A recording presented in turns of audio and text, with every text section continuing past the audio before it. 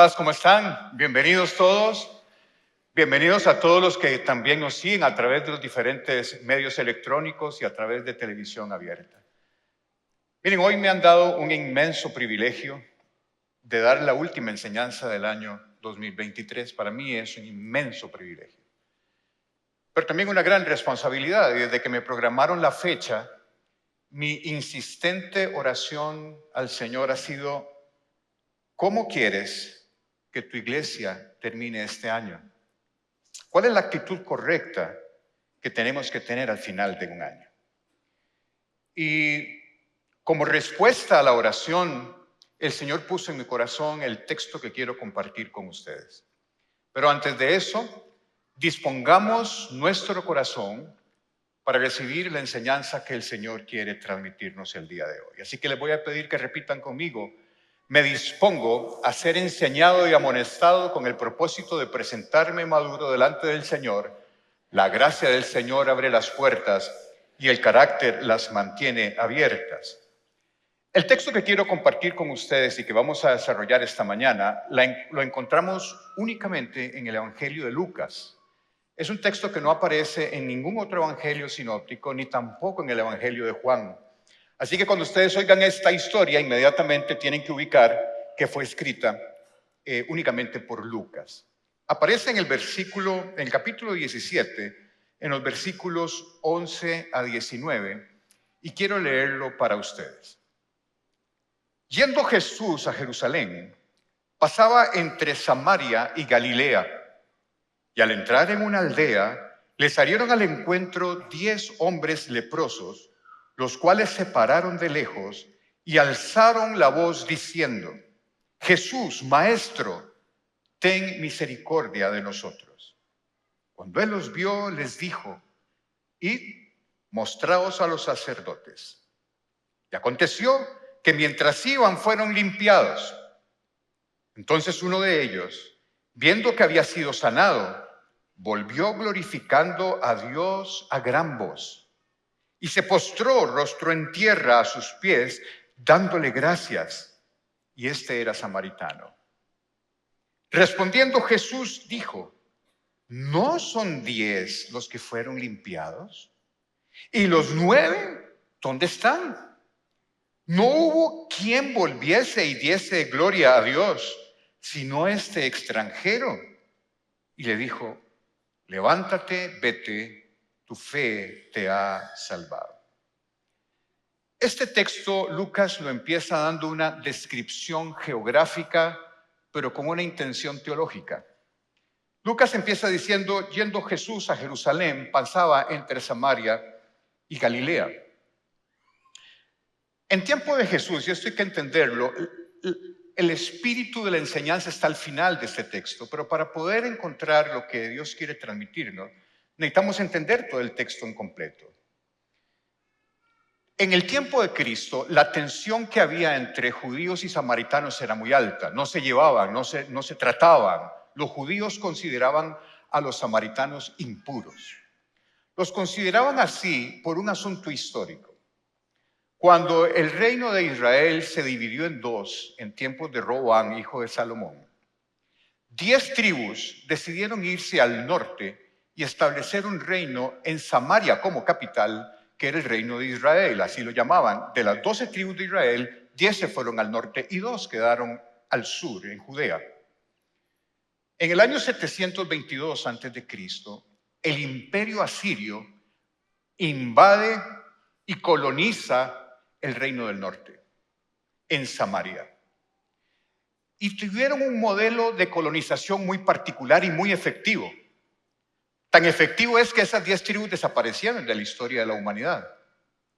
¿Por qué? ¿Qué fue lo que hicieron? Cuando los asirios invaden el reino del norte, no hicieron como los babilonios 200 años después, sino que empezaron a traer hacia Samaria gente de otros territorios que ellos habían conquistado para hacer una mezcla de razas y crear una nueva raza que fuera dedicada al imperio asirio, que no hubiesen divisiones. Entonces los asirios empezaron a importar y exportar israelitas hacia otros territorios, y resulta que la raza israelita en el norte se desapareció. Desapareció a la fecha de que hoy no sabemos qué pasó con esas 10 tribus. Hoy los judíos que conocemos son los del reino del sur, de Judea, por eso se llaman judíos. Pero las 10 tribus del norte no sabemos qué pasó con ellas. Así que los judíos, que sí se consideraban una raza pura, porque estaban al sur, evitaban pasar por Samaria porque consideraban que era un terreno impuro, que era tierra impura y se contaminaban si caminaban a través de Samaria. Entonces, cuando los judíos del sur necesitaban o querían desplazarse a Galilea, al norte, y tenían que pasar por Samaria, no pasaban por Samaria. Preferían cruzar el Jordán e irse por la vereda este en Perea, que era una zona absolutamente rocosa y desértica y mucho más larga la distancia que ir por Samaria para evitar pasar por ahí. Pero Jesús nunca dejó de pasar por Samaria. Y eso nos tiene que enseñar muchísimas cosas. Y no solamente no dejó de pasar por Samaria, sino que en Samaria ocurrieron cosas maravillosas. Una de las conversaciones más hermosas de que Jesús tuvo con alguien, lo tuvo con una mujer samaritana en Samaria. Y a raíz de esa conversación hubo un reavivamiento espiritual en Samaria sin precedentes. Y Jesús se quedó 3 noches ahí. El otro evento que ocurre significativo en Samaria es este. Jesús no hizo milagros en su tierra natal por falta de fe. Y hizo grandes milagros y gran avivamiento espiritual en un terreno que los judíos consideraban impuro, que era Samaria. Bien, entonces Lucas ubica a que Jesús está pasando por Samaria, y esto no es un dato menor. El texto sigue de la siguiente forma. Y al entrar en una aldea, le salieron al encuentro 10 hombres leprosos, los cuales se pararon de lejos. Y esto es muy importante conocerlo. El término lepra bíblico no se refiere únicamente a la lepra que todos conocemos. En la época de Jesús, cualquier afectación dermatológica era lepra. La lepra bíblica incluía una enorme cantidad de alteraciones dermatológicas que podían ser infecciosas, como la lepra, o no infecciosas. En la lepra, si ustedes leen Levítico, en la lepra, como nombre de lepra, se incluye el vitiligo, que es lo que la gente conoce como melancolía, lo que tuvo Michael Jackson, que se despigmentó. O la psoriasis, que es una enfermedad dermatológica que produce placas blancas, o cualquier otra enfermedad autoinmune que no es contagiosa, pero que produce manifestaciones en la piel. A todo eso se le llamaba lepra. Y también incluía las enfermedades dermatológicas contagiosas, como la lepra. Entonces Dios, y eso es interesantísimo, Dios le da a Moisés un manual de dermatología. Es interesante leer Levítico 12 y 13. Es leer un manual de dermatología, porque Dios le dice a Moisés que le diga a los sacerdotes que ellos van a ser los encargados de hacer el diagnóstico y de darle el seguimiento correcto a las enfermedades de la piel, porque podían ser mortales a su pueblo. Y ahí viene detallado, es muy interesante, no se lo voy a decir porque es extenso y no tiene ningún sentido para la enseñanza de hoy. Pero ahí viene qué era lo que tenían que hacer los sacerdotes. Los sacerdotes eran los responsables de decir, así si es lepra, o decir, no, esto ya no es lepra y puede reintegrarse. ¿Cuál era el problema de la lepra? El problema de la lepra es que hacía que esta persona enferma fuera excluida totalmente de la sociedad. Eran sacados de su pueblo, eran obligados a vivir en las afueras, en cuevas, perdían contacto con su familia, perdían sus trabajos, perdían sus tierras, no podían ver a su esposa, a sus hijos, eran aislados y quedaban ceremonialmente impuros para adorar a Dios. Era una enfermedad terrible, para la cual no había cura, para la cual lo único que existía era el aislamiento y la persona era apartada de su vida normal y de su relación con Dios. Era terrible la lepra, terrible. Pero lo que quiero recordarles con esto es que eran los sacerdotes quienes podían decir si era lepra o no era lepra. La lepra, como nosotros la conocemos, es una enfermedad terrible. Ya desapareció en 1980 la Organización Mundial de la Salud propone el tratamiento antibiótico para eso. Ya no hay lepra como la que había en la época de Jesús, pero en la época de Jesús la lepra producía grandes bultos en la cara, úlceras en la mucosa nasal, úlceras en la boca. La gente perdía la sensibilidad en las extremidades, empezaban a supurar pus por todo lado. Era una enfermedad mortal y muchos de los que dormían al descampado en cuevas, a la mañana siguiente se levantaban sin un dedo. No era que se les caía, era que se lo comían los animales y como no tenían sensibilidad no se daban cuenta. Esa era la lepra, era una enfermedad terrible. Bueno, esta era la condición en la que estaban estos 10 hombres. Y dice la palabra, se pararon de lejos. Se pararon de lejos porque ellos no podían acercarse a las demás personas, porque inmediatamente esas otras personas eran consideradas inmundas también. Ellos no podían acercarse, incluso les ponían un cencerro para que cuando caminaran y sonara el cencerro supieran que venía un leproso. La gente gritaba leproso y todo el mundo se escondía. Esa era la condición de estos 10 hombres. Vean ustedes el estado calamitoso en el que estos 10 hombres estaban. Sigue diciendo el texto, y alzaron la voz diciendo, Jesús Maestro, ten misericordia de nosotros. Literalmente el texto nos está diciendo que estos leprosos se pararon de lejos y donde vieron venir a Jesús caminando, gritaron, Jesús Maestro. Pero aquí es donde la parte de la traducción nos juega una zancadilla. Porque la palabra que nosotros traducimos como maestro, en el griego original es epístates. Y epístates significa soberano supremo, supremo en autoridad, autoridad máxima. Es decir, estos leprosos reconocían a Jesús no como un maestro de enseñanza, sino como un hombre con el poder suficiente para poder hacer el milagro que ellos estaban ocupando. Epístates también, los discípulos se dirigían a Jesús con ese término de epístates, no por lo que él enseñaba, sino por el poder que veían que él tenía. Así que en el texto original no era maestro porque enseñaba, sino maestro en el sentido de soberano, de supremo, de todopoderoso. Estos 10 leprosos reconocieron quién fue Jesús, quién era Jesús en ese momento. Y de lejos gritaron pidiendo un milagro para ellos. El texto sigue diciendo, cuando él los vio, les dijo, id, mostraos a los sacerdotes, y aconteció que mientras iban, fueron limpiados. Ya entendemos por qué Jesús despide a estos 10 hombres y les dice, vaya a donde los sacerdotes, porque eran quienes podían dictaminar que estaban sanos. Pero cuando ellos empezaron a caminar, no estaban sanos.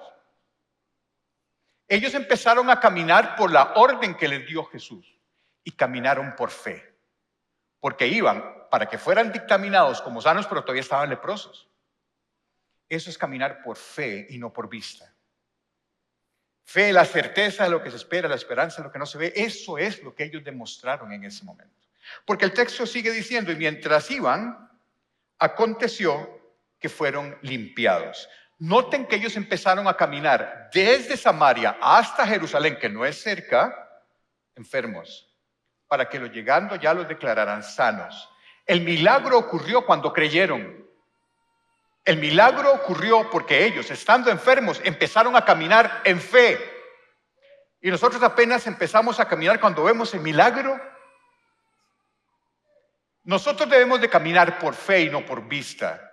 Si el Señor te dice, vaya, usted vaya. Eso fue lo que hicieron estos hombres. Por eso fueron sanados, por eso recibieron el milagro, porque tuvieron fe y lo demostraron. Empezaron a caminar enfermos para ser declarados sanos. Caminar por fe y no por vista es lo que estos leprosos nos enseñan. Bueno, pero entonces ahora sí, viene la parte medular. Entendiendo todo esto, la enseñanza que el Señor quiere transmitirles el día de hoy es en los siguientes párrafos.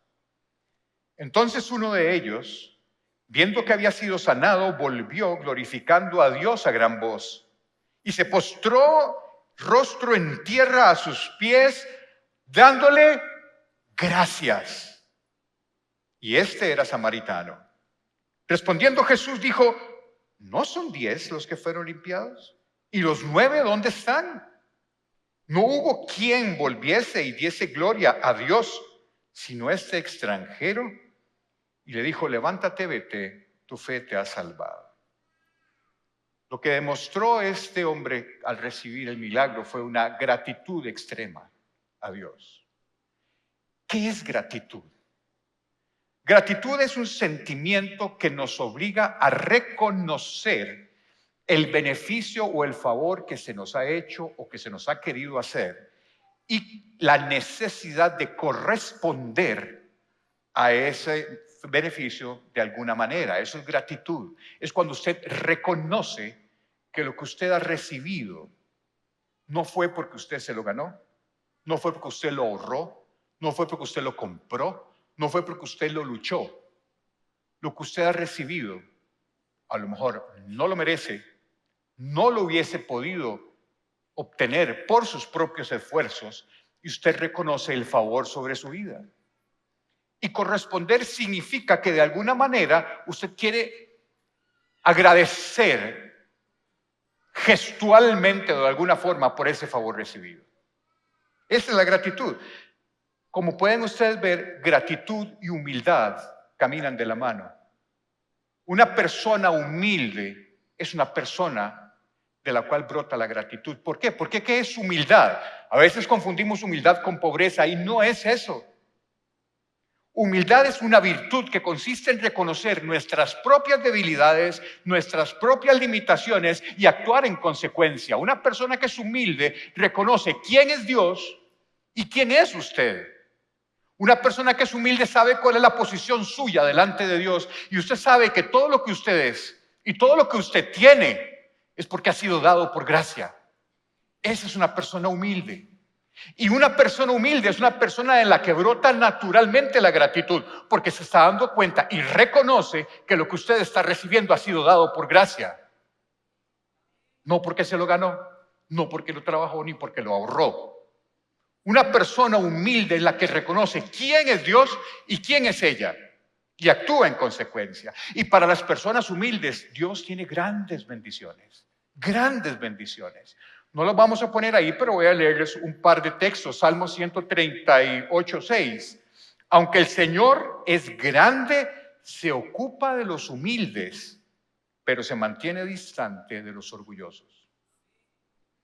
Salmo 147, 6. El Señor sostiene a los humildes, pero derriba a los perversos y los hace morder el polvo. Segunda de Samuel 22, 28, rescatas al humilde, pero tus ojos observan al orgulloso y lo humillas. Vean la importancia de la humildad, que no significa otra cosa más que reconocer quién es Dios. ¿Quién es Dios para usted? ¿Qué relación tiene usted con Dios? Y entonces la gratitud brota naturalmente. Eso lo inventé. Y ayer me hicieron una edición. Ayer después de la prédica se me acercó un muchacho y me dice, mire, yo quisiera agregarle algo a lo que usted dijo y me da mucha pena. Dígame. Y me pareció lindísimo. Porque yo me inventé una cosa, vamos a ver, le he llamado el círculo de la bendición. Y es, usted recibe una bendición de Dios, reconoce y acepta esa bendición de Dios, tiene un corazón agradecido por eso, reconoce que Dios se lo ha dado, corresponde usted a esa bendición y esa correspondencia hace que se abran nuevas bendiciones para tu vida en diferentes facetas de tu vida. Y se forma un círculo de bendición, un círculo en el que usted reconoce el favor de Dios, lo acepta, agradece, manifiesta su agradecimiento y usted se está abriendo a nuevas manifestaciones de la gracia de Dios en sus vidas.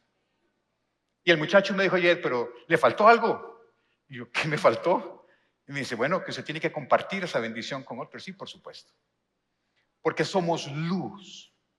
La gente cuando vea que usted tiene una bendición de Dios y cómo usted se comporta, eso es un muy buen ejemplo de cómo nosotros podemos evangelizar sin decir una sola palabra. Decía Francisco de Asís, predica el evangelio en todo momento y cuando sea necesario utiliza las palabras. Y eso es una muy buena forma. Cuando usted recibe una bendición de Dios, usted se rinde en alabanza. Y usted reconoce lo que Dios ha hecho en tu vida. Y se lo agradece. La gente que está a tu alrededor lo ve. Lo ve y lo valora. El ser agradecido con Dios te abre una gran cantidad de bendiciones en tu vida. Una enorme cantidad de bendiciones en tu vida. Salmos 50, 14, 15 dice: haz que la gratitud sea tu sacrificio a Dios y cumple los votos que le has hecho al Altísimo.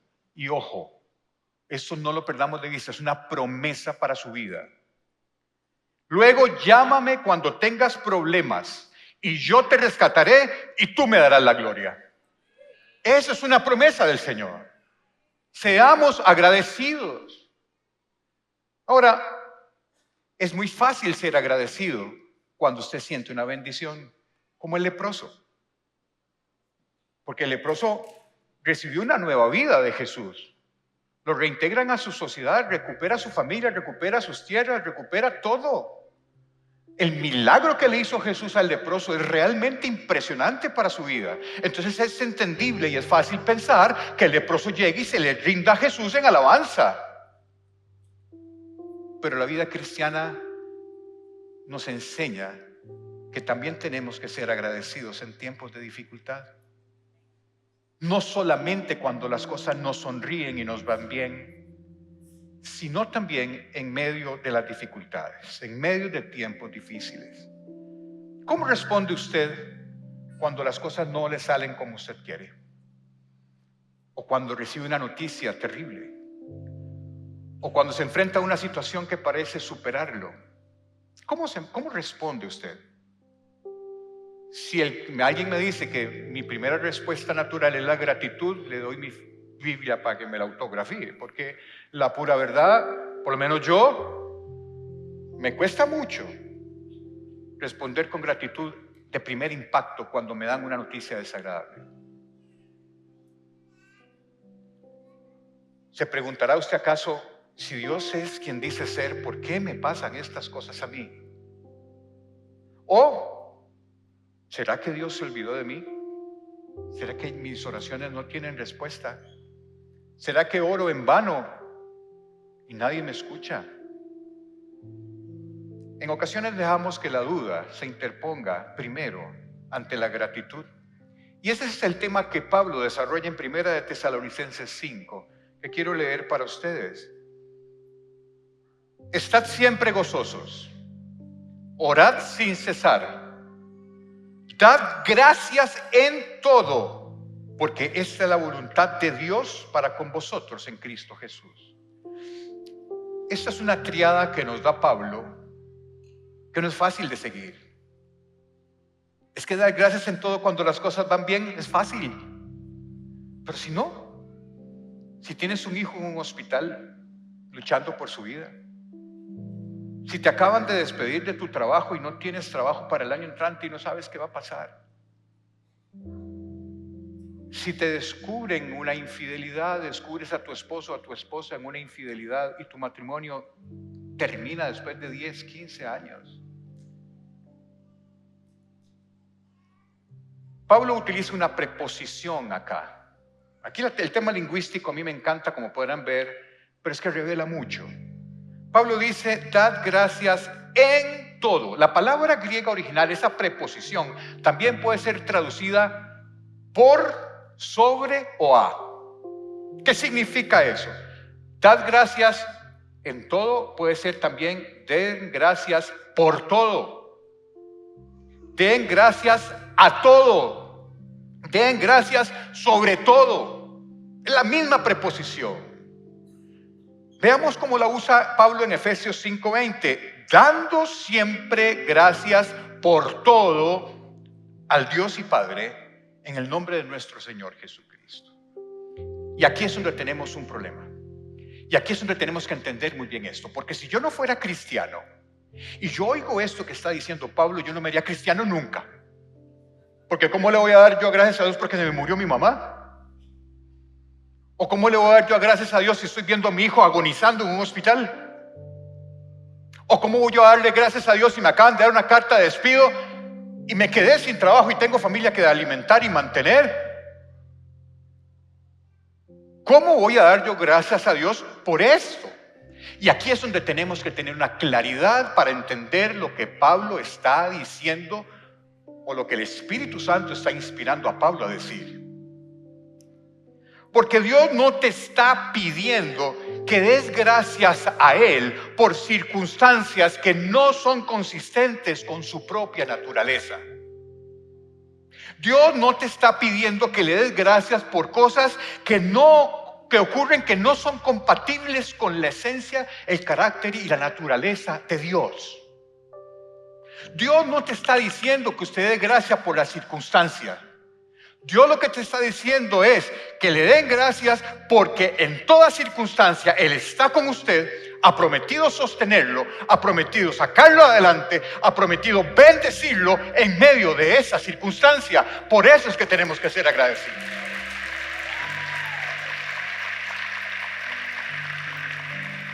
En toda circunstancia, Él promete ayudarnos a soportar el dolor. Él promete ayudarnos a superar la prueba. Él promete enfrentar toda adversidad por nosotros. Y por eso yo le doy gracias. No por la circunstancia, sino porque esa lucha, Él la pelea por mí. Así que tenemos la certeza de que cualquier cosa, si usted es una persona que vive con el Espíritu Santo, recuerde esto: cualquier adversidad que usted le esté pasando, le está pasando delante de Dios. Le está pasando con Dios, con usted. Usted no está solo. Esa es la diferencia de cómo un cristiano enfrenta la adversidad y una persona no creyente la enfrenta solo en sus propias fuerzas. Nosotros enfrentamos la vida porque Cristo Jesús vive en nosotros. Y las circunstancias adversas que usted pueda pasar, no las está pasando solo. Cristo está con usted. Y ahí tiene sentido Romanos 8. Y sabemos que a los que aman a Dios, todas las cosas les ayudan a bien. Esto es, a los que conforme a su propósito son llamados. Quiero darles 5 razones para que demos gracias a Dios en tiempos de dificultad. 5. Primera, para los que apunten: al ser agradecidos con Dios en todo momento, nos permite estar conscientes de que nosotros no estamos solos. Dios está con nosotros en cualquier circunstancia difícil. Y esto nos permite vivir una vida consagrada a Dios, porque no sabemos que no estamos solos. Todo lo que te pase en este día pasará en la presencia de Dios, bueno o malo. Segunda razón por la cual debemos siempre ser agradecidos: nos motiva, el ser agradecidos con Dios nos motiva a buscar el propósito en todo lo que nos sucede. Si soy agradecido, buscaré el propósito de Dios detrás de lo que me está ocurriendo, y entonces podrá brotar de mí una oración como la siguiente: Señor, no entiendo esta situación, no sé por qué me pasa, pero sí sé y confío en que estás conmigo y que actuarás para que esta situación me ayude a bien, porque soy agradecido. A los que caminamos en la voluntad de Dios, todas las cosas ocurren para bien, las buenas y las malas, aun cuando usted no lo crea, ¿no? Aun cuando usted no lo entienda. Aun cuando usted no lo entienda. Tercero, ser agradecido nos ayuda a confiar cuando no entendemos el porqué. Miren, en ninguna parte de la Biblia, desde el primer versículo de Génesis hasta el último de Apocalipsis, ustedes no van a encontrar una promesa en la que Dios diga: yo les voy a explicar por qué pasan las cosas. Esa promesa no existe. Así que no la busquen. Pero la Biblia está llena de promesas de que aun cuando usted no lo entienda, Él está en control y todo obra para bien. aun cuando usted no lo puede entender en ese momento. No se desgaste buscando el por qué, porque Dios no lo prometió. Dios no te va a decir por qué te está pasando esto, pero Dios te dice, en medio de esa circunstancia, yo estoy con vos. No estás solo, te voy a bendecir. Verás mi mano a tu favor si confías en mí y sos agradecido. Por eso hay que ser agradecido con Dios en medio de las circunstancias. Cuarta razón, el agradecimiento es esencial para experimentar gozo en medio del sufrimiento. A veces pasamos, yo no sé si ustedes han pasado por un desierto así, pero yo sí. Por momentos en que cuesta tanto, duele tanto, estás tan asustado que hasta orar cuesta. Y uno tiene que pedirle a alguien que ore por uno, porque uno no tiene ni la claridad mental ni en la situación espiritual para orar en un momento de mucho dolor y de mucho conflicto. Pero tenemos un Dios maravilloso. Un Dios maravilloso, tan amoroso, que conoce tu corazón aun cuando usted no lo está diciendo. Él te escucha, escucha tu dolor, escucha tu clamor, sabe tu situación. Y aun cuando te cueste decirlo con palabras, Él está contigo. Y llegará un momento en donde no solamente lo vas a alabar con palabras, sino lo vas a alabar con todo tu ser, con toda tu alma y con todo tu espíritu. Pero la única forma de poder encontrar gozo en medio de la dificultad es ser agradecido. No existe otra. Y por última razón, es que la gratitud es una vía de acceso directa a la bendición de Dios. ¿Recuerdan qué fue lo que le dijo Jesús al leproso cuando se devolvió y lo alabó? Le dijo, levántate, vete, tu fe te ha salvado. Hay algunas traducciones bíblicas que utilizan tu fe te ha sanado. Es válido. Pero me encanta Reina Valera y por eso la uso en este texto. Porque Jesús le está diciendo al leproso, tu fe te ha salvado. No te ha sanado, ya sano estaba, por eso se devolvió. Pero tu fe no solamente lo sanó, sino que lo pegó al corazón de Dios y lo salvó para la vida eterna. El agradecimiento es esa goma indeleble, fortísima, crazy glue multiplicado por 1000 que pega tu alma al alma de Dios. No existe un pegamento más fuerte de tu espíritu con el Espíritu Santo que el agradecimiento. No existe.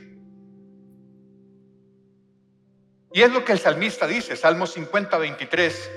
Pero el dar gracias, eso es lo que dice Dios. Pero el dar gracias es un sacrificio que verdaderamente me honra. Si permanecen en mi camino, les daré a conocer la salvación de Dios. Ahí está. Es a través del agradecimiento. Pero cuando nos enfrentamos a situaciones difíciles, el agradecimiento no brota de natural. Lamentablemente tenemos que conscientemente luchar contra actitudes que son muy frecuentes cuando la estamos pasando mal. ¿Cuál es? El negativismo, que todo me sale mal. Es que la queja. Es que si esto... Miren, la mejor demostración de queja en medio de las bendiciones la encontramos en el Éxodo. Dios constantemente bendecía a su pueblo de Israel y todos se quejaban. Se quejaban por el maná, se quejaban porque no había agua y se quejaban por todo. La queja se opone a la gratitud. La otra es creerme con derechos. Es que esto no me puede pasar a mí porque yo soy demasiado diligente y cómo es posible que soy el mejor en el trabajo y premian a otro. Ay. Ese ahí salió del alma. El sufrimiento es otra cosa que separa a Dios. Nos separa de la gratitud a Dios. El sufrimiento. A veces sufrimos tanto que no podemos estar agradecidos. Pero una de las cosas que más ataca nuestra gratitud, ¿saben cuál es? La mala memoria. La mala memoria. Somos demasiado rápidos para olvidar lo que deberíamos de recordar y demasiado rápidos para recordar lo que deberíamos de olvidar. ¿Oyeron? Somos demasiado rápidos para olvidar todas las bendiciones que hemos tenido de Dios hasta este momento. Y cuando enfrentamos una dificultad pensamos que Dios ya no está, se nos olvidó todo el montón de bendiciones que hemos recibido. Nuestra mala memoria nos juega una zancadilla en la gratitud. Tenemos que recordar las bendiciones de Dios en medio de nuestro sufrimiento, porque si Dios ya lo hizo una vez, Él no cambia, Él es fiel y lo hará de nuevo.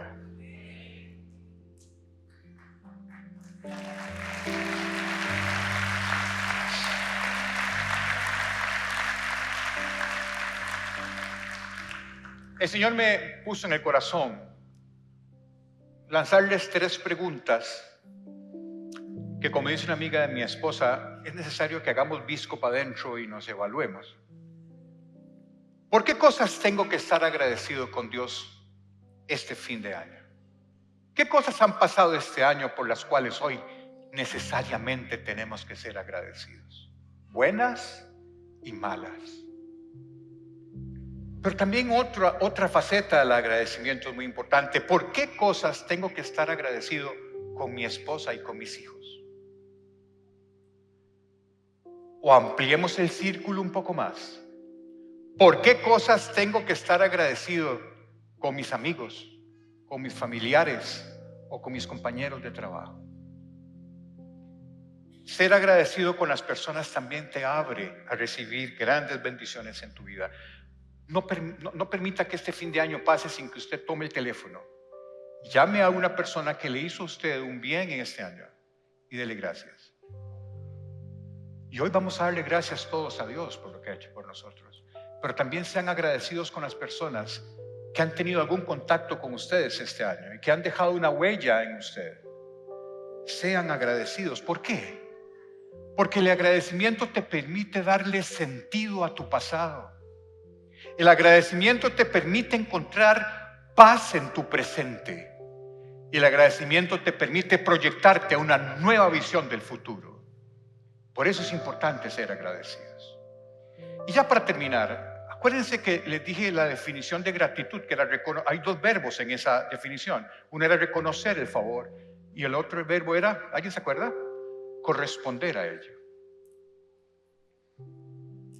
La gratitud es la actitud que lleva a una persona a alabar a Dios.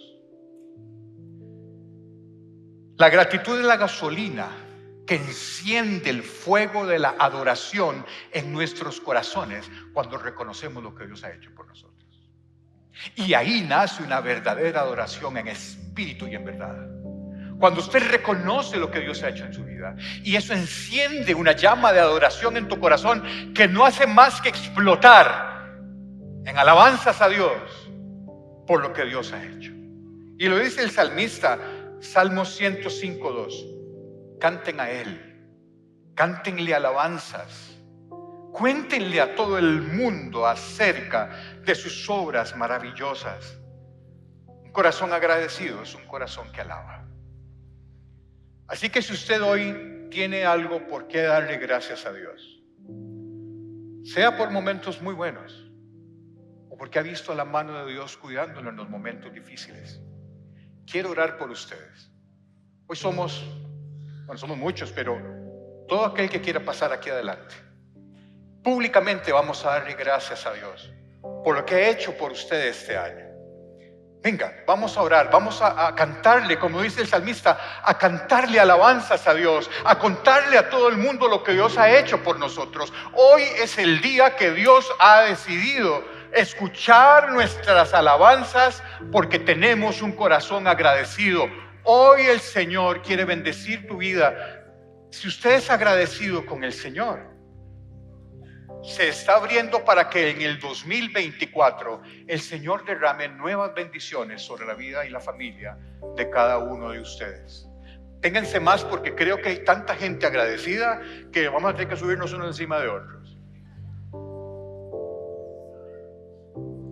Vengan, públicamente, delante del Señor. Padre, venimos confiadamente delante de ti. Entramos a través de tus atrios, bendiciéndote y alabándote, Señor. Nos presentamos confiadamente delante del trono de la gracia, Señor, hoy, esta mañana, para agradecer todo tu amor, toda tu misericordia que se renueva cada día. Gracias, Señor, por todos los momentos y bendiciones que me has dado este año. Gracias porque en momentos de dificultad has estado conmigo y no me has dejado. Gracias porque siento tu presencia ahora mismo. Aquí, Espíritu Santo, ven llenando estos corazones con tu presencia, Señor. Porque nos presentamos para agradecerte, Padre, lo que este año has hecho por cada uno de nosotros. Gracias, Señor. Gracias, y nos abrimos, Padre, a nuevas bendiciones para el próximo año, Señor. Bendito seas, Padre.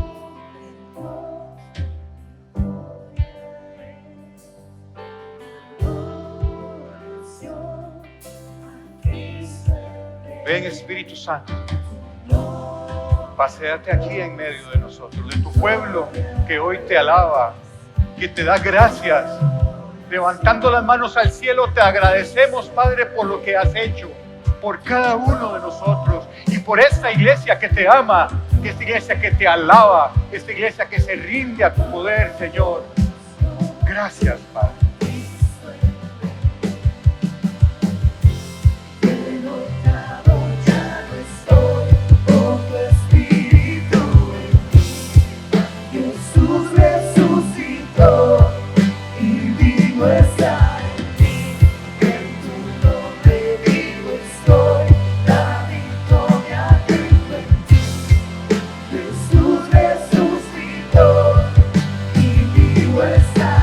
Vamos, comunidad Paz.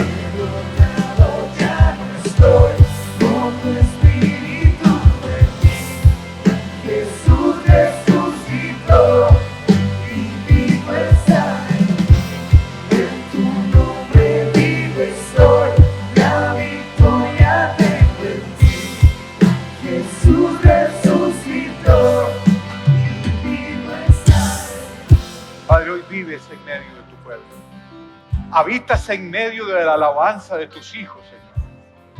Gracias, gracias, Señor, por estar aquí en medio de nosotros, por tu amor que se renueva cada día, porque eres nuestro lugar seguro, nuestro castillo protector, la roca sobre la cual cimentamos nuestra vida, el lugar donde encontramos refugio seguro.